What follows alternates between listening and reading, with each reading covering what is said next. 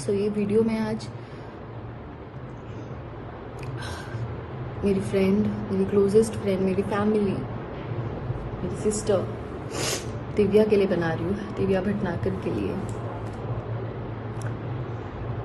मेरी गोलू मोलू सी क्यूटी सी। She left us, she left me. अभी तो बस उसने स्टार्ट किया था कि अपनी तरीके से वो जिंदगी जिएगी इंडिपेंडेंटली, किसी के ट्रैप में नहीं आएगी, खुद को संभालेगी, खुद को स्ट्रॉन्ग करेगी। And see, and I personally feel कि भगवान शायद खुद उसकी सफरिंग देख नहीं पाए, अंकल उसकी सफरिंग्स देख नहीं पाए। इतने सालों में, पिछले 9-10 सालों में आज तक मैंने कभी नहीं देखा कि दिव्या ने किसी के लिए कुछ गलत किया, किसी के साथ गलत किया या किसी को दुख भी पहुंचाया है। बस लोगों ने सिर्फ उसको ही दुख पहुंचाया है, उसी का ही इस्तेमाल किया है, स्पेशली रिलेशनशिप्स।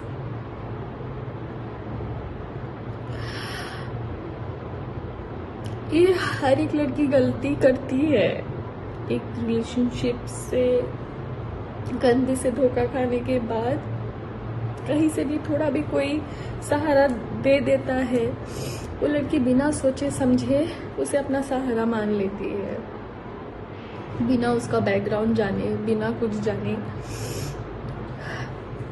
और दिव्या तो मासूम थी, एकदम भोली थी। उस पागल को तो मैं समझाती थी, मतलब अगर मैं उसे समझाती होंगी तो आप समझ सकते हो कि वो किस तरीके की थी। मैं खुद इतनी इमोशनल हूँ तो वो मेरा 1000 गुना थी। आज ये वीडियो मैं बना रही हूँ, बहुत ज़रूरी है ये बनाना, स्पेशली उस इंसान के लिए जिसकी वजह से मेरी दिव्या ने इतना सफ़र किया। आई नो कि आज दिव्या के साथ जो भी हुआ, दिव्या हमारे बीच में नहीं है, it is because of Covid. But जो मेंटल स्ट्रेस, जो फिजिकल अब्यूज उसके साथ हुआ है, कोई भी इंसान अगर उस फेज से गुजरता तो छोटी सी एक बीमारी से भी लड़ने की उस इंसान के पास ताकत नहीं होती है। तो फिर भी कोविड था।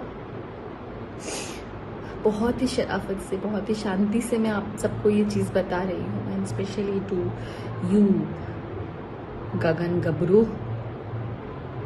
उस दिन तूने क्या पोस्ट किया था कि उसकी माँ और भाई तेरे रिलेशनशिप्स के अगेंस्ट थे और वो नहीं चाहते थे तेरी शादी होए, और तेरे नाम पे वो पब्लिसिटी ले रहे हैं। तेरी औकात क्या है? क्या औकात है तेरी? तू कौन है? तू यहाँ पे जो 4-5 जो गिने चुने आर्टिस्ट को भी जानता है ना, वो दिव्या के बदौलत भीख मांग के तू हिमाचल से दिव्या के साथ यहाँ रहने आया था। और जो तेरे अगेंस्ट में सिर्फ उसकी फैमिली नहीं, मैं भी खड़ी थी। इसीलिए वो 4 साल मेरी दिव्या से बात नहीं हुई थी, क्योंकि मुझे पता था कि तू ऐसा ही निकलेगा। पर दिव्या तेरे प्यार में इतनी अंधी हो गई थी, इतनी अंधी हो गई थी, तूने तेरे बातों में इतना फंसा लिया था कि उसको आगे पीछे कुछ दिख नहीं रहा था। इसलिए वो ना अपने माँ बाप की सुनी, ना भाई की सुनी, ना मेरी सुनी, ना बाकी दोस्तों की सुनी, और जिसके वजह से आज वो हमारे बीच में नहीं है। समझा? तू पब्लिसिटी देगा, तुझे मैं पब्लिसिटी दे रही हूँ। अब तू ले पब्लिसिटी मेरे से। तुझे मैंने कहा था ना, तेरा काला चिट्टा खोल के रख दूंगी मैं। और अब देख, ये शुरुआत है।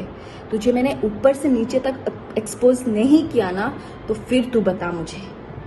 तो तेरे अगेंस्ट जो हम लोग खड़े थे वो इसके लिए गगन गबरू, क्योंकि तू मॉलेस्टेशन एक केस में शिमला में तेरे ऊपर केस चल रहा था, और जिसकी सजा 6 महीने जेल में रह के तू लास्ट ईयर भुगत के आया है, वो भी बेल पे। और अभी कभी भी तू अंदर फिर से जा सकता है, और अभी तू जाएगा ही, क्योंकि तूने जो मारपीट की है दिव्या के साथ इतने सालों तक, तूने जो टॉर्चर किया है, मेंटल टॉर्चर, जिसकी वजह से वो इतनी स्ट्रेस्ड में आ गई, इतनी बीमार पड़ गई, उसको डायबिटीज हो गया। हर एक चीज तेरे वजह से हुआ है, जो तूने उसको टॉर्चर किया है। तुझे क्या लगा कि दिव्या चली गई तो तू अभी अय्याशी करेगा तेरे गर्लफ्रेंड्स के साथ? तो सुनो, सो कॉल गर्लफ्रेंड्स जो दिल्ली में और कहाँ कहाँ तुम लोग बैठे हो ना, भलाई तो इसी में ही है कि तुम लोग भी इसके ऊपर एनसी करके सेव हो जाओ, क्योंकि कहीं ये ना हो आज दिव्या है और कल दिव्या की जगह पे तुम लोग हो जाओ। सो अपने आप को बचा लो और इसके ऊपर एक एनसी करके डाल दो, क्योंकि ये ऐसा ही है और पता नहीं अगर इसको अगर हमने अभी नहीं रोका और आगे जाके किस किस लड़कियों की जिंदगी ये बर्बाद करेगा। So and this is to all the industry people, जितने भी आर्टिस्ट हैं, जितने भी इस आदमी के साथ जुड़े हुए हैं, प्लीज इसका बैकग्राउंड चेक कीजिए। हिमाचल शिमला पुलिस स्टेशन में जहां से भी ये है वहां का पुलिस स्टेशन, वहां के जेल का पता कीजिए इसका अच्छे से। इनफैक्ट इसका ओशीवारा पुलिस स्टेशन में भी दिव्या ने एनसी करवा के रखा है। करवा चौथ के दिन ये आया था और उस दिन भी मारपीट करके गया है उसके साथ। और एक तो शादी के बाद से ही वो दिव्या को रोज मार रहा है, उसकी ज्वेलरी भी चुरा के ले गया है। हर एक चीज इस आदमी ने जो दिव्या के साथ किया है विद प्रूफ मैं आप सबके सामने एक एक करके मैं एक्सपोज करूंगी। बट उससे पहले तू सुन ले गगन गबरू, तेरी जिंदगी अब जेल में ही सड़ेगी, ये तू आज समझ ले। तूने जो किया है ना दिव्या के साथ, उसका हिसाब तो भगवान ही तेरा आप करेगा। दिव्या तो अब बहुत अच्छी जगह पे है, वो भगवान की ही बच्ची थी और भगवान के पास ही है, और अंकल को भी नहीं देखा गया उसकी सफरिंग्स, इसलिए वो आज हमें छोड़ के चली गई है। पर तूने दिव्या को हमसे छीना है ना, तू देख जिंदगी भर तू और तेरी माँ जेल में ही सड़ेंगे। तू देख गगन गबरू, तू देख लीगल काउंसलिंग करेगा तू? क्या लीगल काउंसलिंग लिख के रखा है तो अपने प्रोफाइल पे? लीगल काउंसलिंग या जेल में जाके करेगा, या जेल में करके सीख के आया है जाके 6 महीने रह के? तू देख, अभी तेरी पब्लिसिटी मैं करवाती हूँ, तू देख।